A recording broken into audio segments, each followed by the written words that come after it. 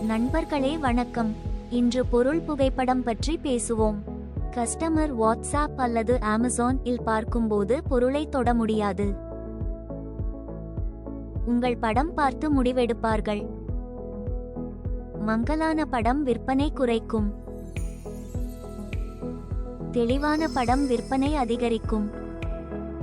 நல்ல படம் எடுப்பது எப்படி பார்ப்போம். 3 வகை படங்கள் தேவை. முதலாவது, முக்கிய படம். கஸ்டமர் முதலில் இதையே பார்ப்பார். இது 90 விழுக்காடு வாங்கும் முடிவை தீர்மானிக்கும். வெள்ளை பின்னணியில் முன்பக்கம் படம் எடுக்கவும். நல்ல வெளிச்சம் வேண்டும், நிழல் வேண்டாம்.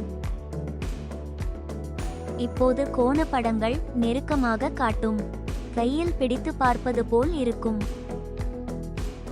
அனைத்து பக்கங்களிலும் படம் எடுக்கவும். மேலே, இடது, வலது, பின்புறம்.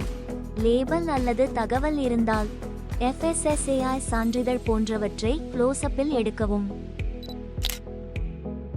மூன்றாவது, லைஃப் ஸ்டைல் படம். பொருள் எப்படி பயன்படுகிறது என்று காட்டுங்கள். இதில் அளவும் புரியும். இப்போது சில முக்கிய குறிப்புகள். பின்னால் வெள்ளை துணி அல்லது ஷார்ட் பேப்பர் வையுங்கள். இதனால் சரியான நிறம் தெரியும். காலை அல்லது மாலை திறந்த ஜன்னல் அருகே படம் எடுக்கவும்.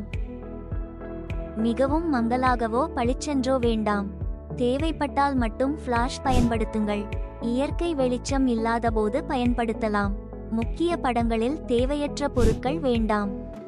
கவனம் சிதறக்கூடாது. வாங்குபவர் பெறுவதை மட்டும் காட்டுங்கள். மிகவும் தூரத்திலோ நெருக்கத்திலோ எடுக்காதீர்கள். நெருக்கத்தில் பொருள் பெரிதாக தெரியும். சில அம்சங்கள் போகஸ் இழக்கும். தூரத்தில் பொருள் சிறியதாக தெரியும்.